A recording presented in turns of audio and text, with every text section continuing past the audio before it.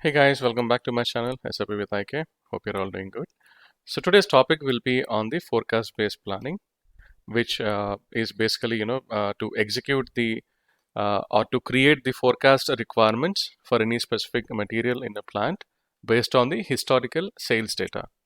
So typically, when you look at the job of a planner in any industry, so their job is basically to analyze the historical sales for their products, and then based on the historical sales, they need to predict the future requirements. So based on this particular future requirements, the production and the purchasing process will be executed for the corresponding materials. So now to make the job of the supply chain planner or the manager easy, so we can use the standard SAP features that we have here called as the forecast based planning. So what basically the forecast based planning does in SAP? So let's take an example, a product, right? So let's take a product of a specific car. So this car, it has been sold in the last quarter or maybe the past year, like around 1,000 units of a specific model. So now, based on my sales figure, I should be in a position to forecast my future requirements as well. So based on that, the manufacturing facility, I mean to say the manufacturing team and as well as the procurement team, and also the entire supply chain teams, they basically forecast your raw materials, the capacities required, and what level of facilities do we need to make it ready to execute the manufacturing process in the coming months. So now, instead of doing it in a manual way, why? Because it would be hectic for any planner basically to execute or maybe plan a particular forecast for a product. So we are just talking about a specific product in our example, right?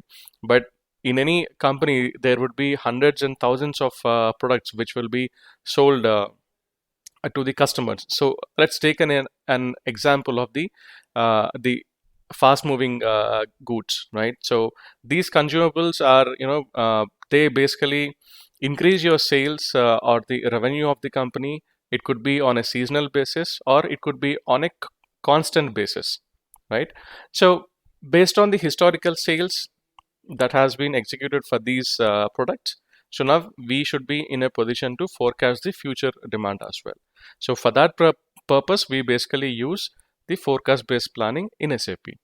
So now let's get into SAP and try to understand how this works and how the calculation will be executed based on the historical data. So let's get started.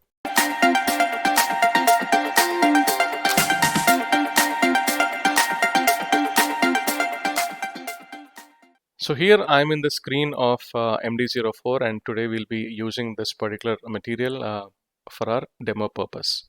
So this material is basically a FERT item or a finished product, and we are going to execute forecast for this particular product. And as soon as if it is a new material or the first time you're actually executing the forecast for this material, and when you try to go into MD04, you will see this particular message saying that you need to carry out the forecast for the material in the specific plant, right? So now this particular message appears based on the MRP type that we are using here. So the MRP type that is relevant for the forecast planning is VV. This is the standard MRP type for forecast based planning. So along with this prerequisite, we also need to maintain the forecasting view in the material master. So if we take a look at the forecast view here, there are several parameters that we need to provide for each and every product or the material for which the forecast based planning should be executed. So the first thing that we will notice here is the forecast model. So there are like several models of forecasting that can be executed at the product level. One is the constant model, and then we have the constant with smoothing factor adjustment, the trend model, seasonal model, and the moving average, the weighted moving average, so on and so forth. So all these are the standard forecast models that are available in the system. So depending on the requirement or the nature of the product, the planner can assign a suitable forecast model for the corresponding product. And this is again a one-time activity that should be done at the material master level. And now you might have a question like, there are like thousands of materials, and under these thousand materials, I can categorize a specific product group. So let's say out of these thousand products, so 100 products belong to a seasonal model, and the next 100 belong to a constant model, or the next 100 belongs to a moving average model. So in that case, how do I basically maintain the master data for these materials or the product groups? So for that, we have this concept called as the forecast profile. So the forecast profile can be seen over here. Okay, so we are in the display mode, so we are not able to see the forecast profile. So in the forecast profile, we basically are going to create. So here we do not have any forecast profile assigned. So this would be something similar to the MRP profile, where the default parameters can be assigned to a specific product. So the first category that falls under, the first 100 materials or the products that falls under the constant model can have a unique forecast model, and the next 100 materials can have a seasonal model. I mean, a particular forecast profile with the seasonal model parameters, and the rest of the materials can have the moving average. So by assigning the forecast profile, the user need not, typically, he is not required to enter all these values every time. So he just need to enter, or maybe use that particular forecast profile, and then the default values will be copied down to the material master automatically.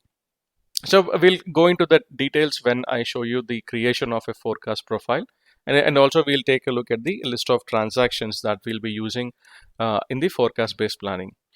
So now, like I said, the forecasting, it works based on our historical sales, which means that we need to take a look at the consumption values for these materials or the products. So this particular product, the motor, it should be having sales data in the past periods, right? So based on the deliveries that have been performed on the sales orders using the movement type as 601, it's issued to customer.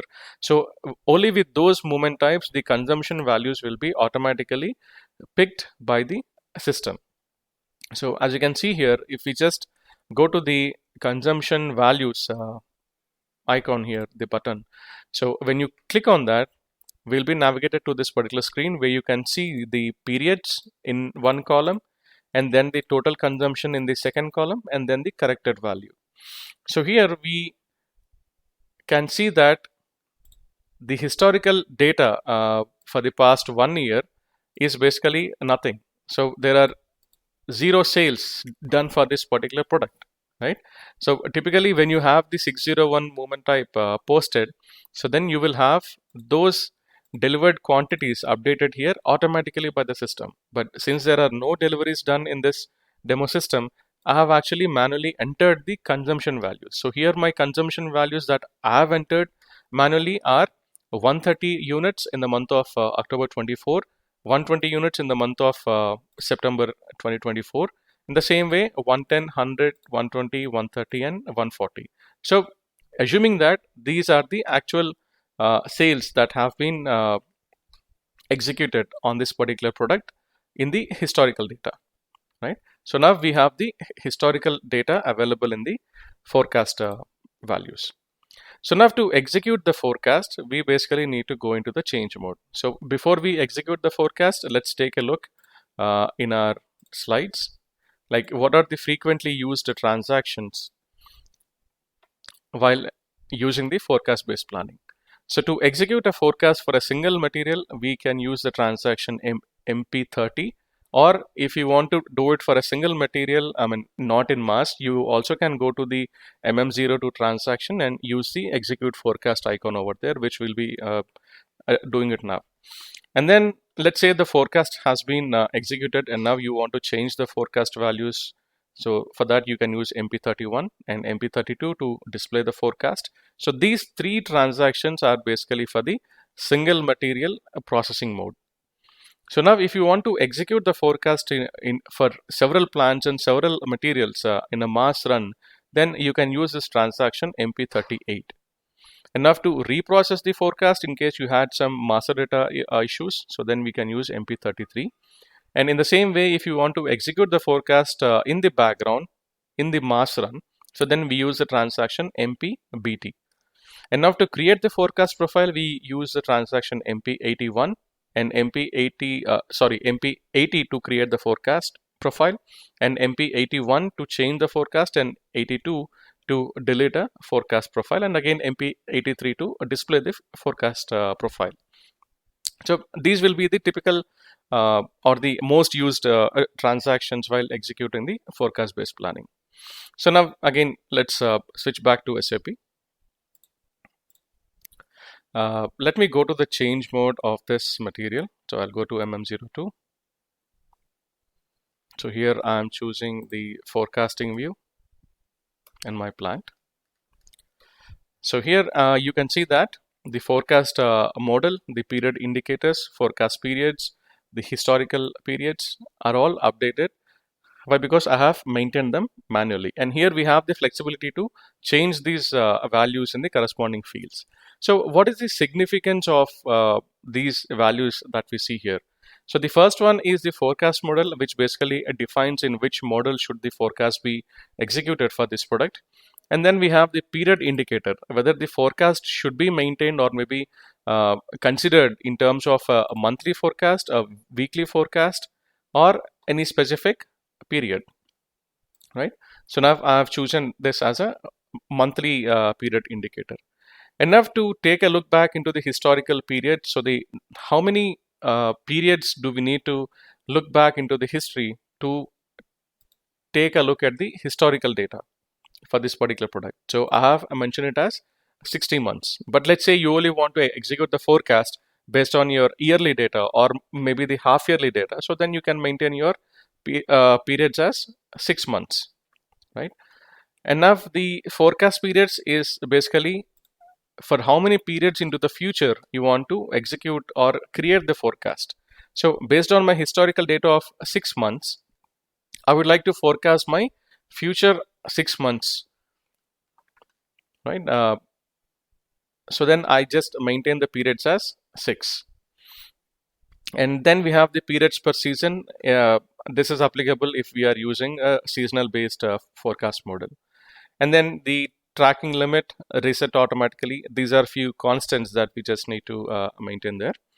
And then you have this icon to execute the forecast here from the material master. So when I click on this, it is basically asking me to select the period. So here this is in the month format. So we are in the month of Feb year 2025. So I'm choosing this. And it basically picks up the data that we have entered in the previous screen. So this pop-up says that the forecast will be executed from Feb 2025 till July 2025. And the historical data will be again from 1/2025, Jan 2025, going back till August 2025, the 6 months. Right? And then the forecast execution model is going to be the constant model. So now I'm going to click on execute. You can just, so the moving average is basically the historical values again 6. So you can just leave it as it is. So now here we have the values calculated.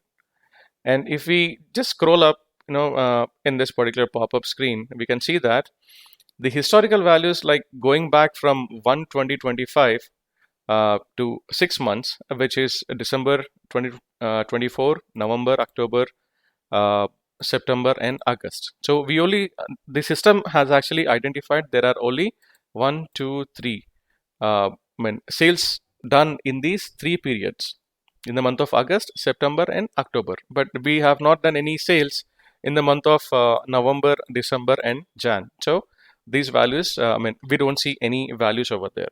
But while calculating the forecast values, it basically considers all the periods into the past. So here we have 6 periods. So it basically considers the same, I mean, the total 6 periods along with the values that we have in these 6 periods, and then it calculates your basic value, and also you have the MAD. So I'll come to this again. I have a specific slide for to show you how this calculation works.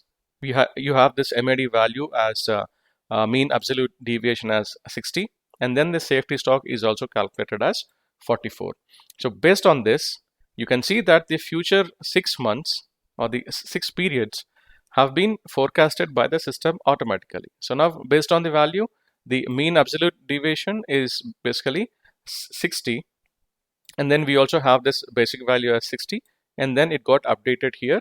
Like in the month of Feb 2025, you need to manufacture 60, and the same it goes for the future periods of 6 months. Right. So now let's get into this calculation procedure. So I'll go back to the slide. Yeah. So now to understand how this MAD or the mean absolute deviation has been calculated, there are few formulas that we need to understand. So the first one is the historical data. So what is the historical data? So here in our case we have like 6 periods, and also we have our historical sales data, right? So we have updated that in the material master manually, but because we didn't have any sales figures for that particular example.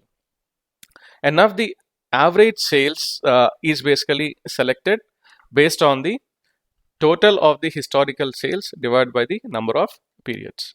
So here the MAD or the mean absolute deviation formula is the difference of the historical sales versus the average sales. So it is going to sum up all those values here. So if you take a look here, so the average sales in the first period is 110 minus 100, that gives us 10. In the same way, 110 minus 120, it is again 10. So we don't need to consider about the minus or plus. And then 110 minus 105 is 5, and 110 minus 115 is 5. So the total difference of these 4 periods divided by 4, which gives us 7.5 as our mean absolute deviation.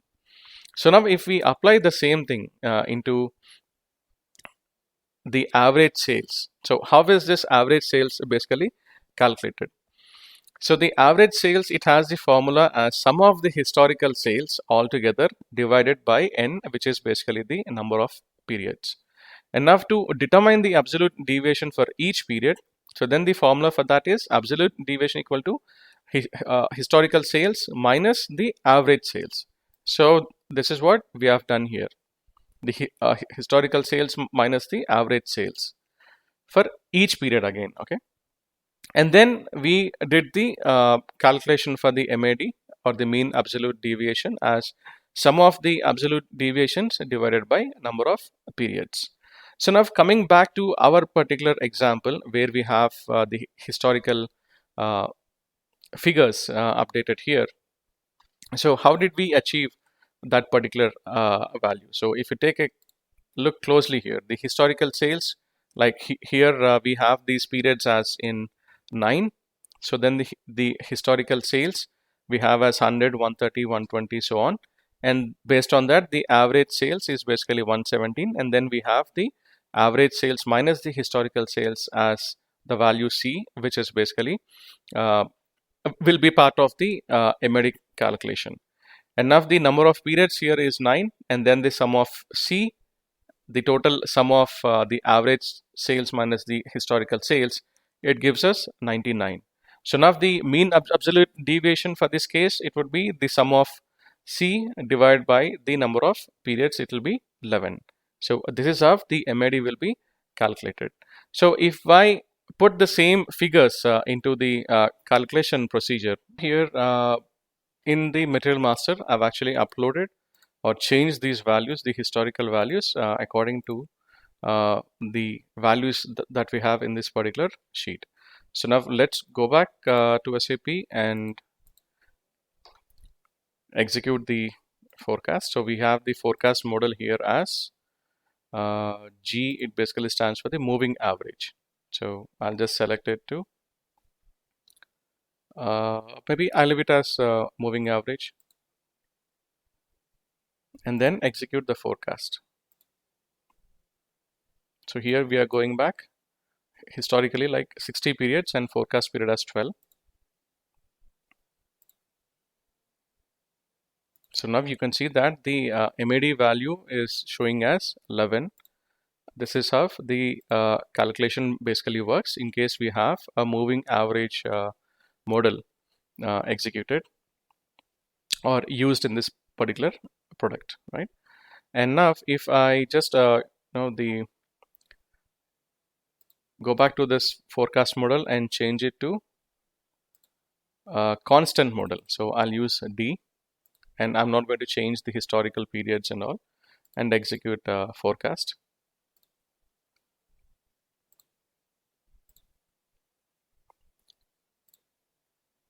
So it gives me a different value, right? So here we can see that the value is now 115.019, which is basically rounded off to 116. And then the forecast has been executed accordingly. We still have the same historical data over there. And now if I just click on continue, now the forecast values are basically saved for this particular product. Okay, so the number of periods per season is 12. Okay, fine. The values are saved. Now I'm going to save the forecast run or the material master. And now let's go back to MD04.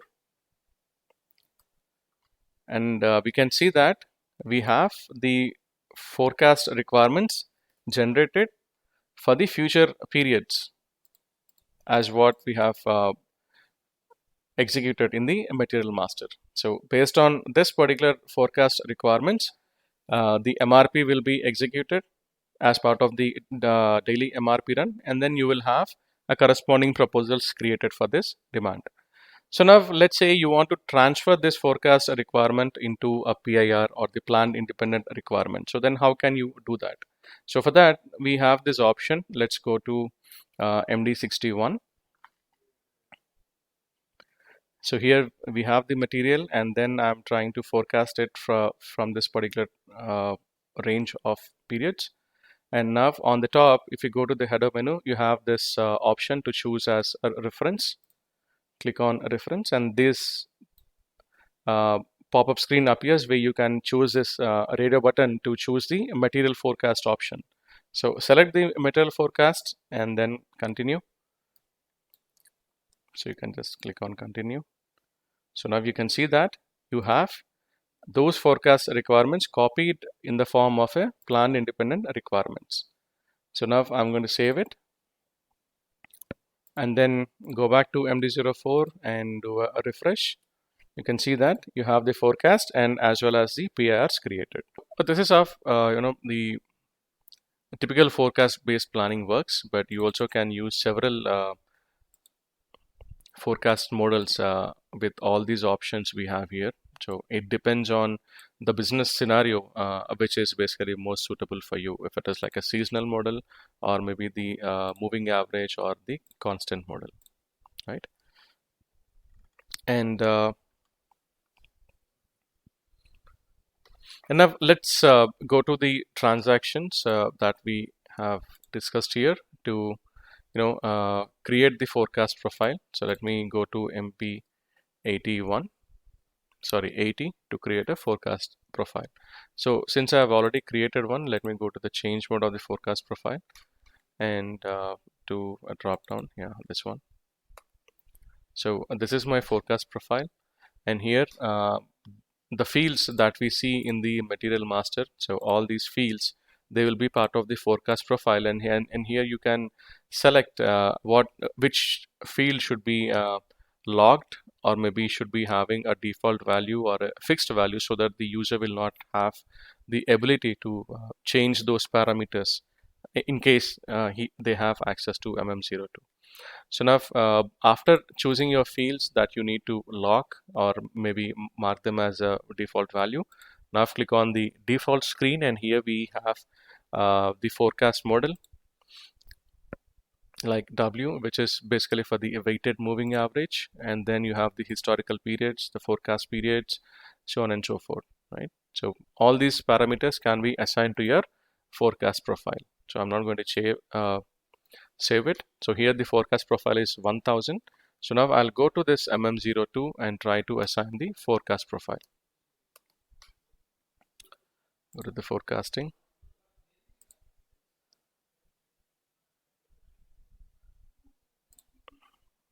So right now we have not assigned the forecast profile here. So what I'll do, I'll go to the MM02. So we'll go to the Metal Master and assign this forecast profile.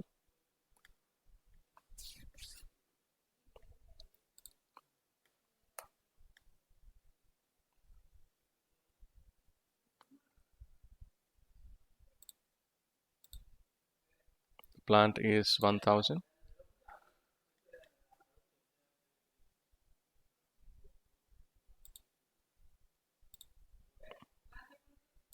Go to the edit, and from there you can actually choose the forecast profile. Now click on the drop down, and we'll just select this forecast profile as 1000. And please see that earlier we had this particular set of values, and once I assign the 1000 to it, you can see that the historical periods, the fields that I have marked as fixed values or maybe the default values are basically marked disabled here, grayed out, so the user cannot make any changes. So this way you can actually control the changes at the material master level once the profile has been assigned to it. And to take a look at the forecast profile, just go to the environment and click on display forecast profile. And here we can see the details of the forecast profile that we have assigned, right? So that's about, at a high level, how the forecast based planning works. So let's meet in our next video. Until then, take care, stay safe, stay healthy. Bye bye.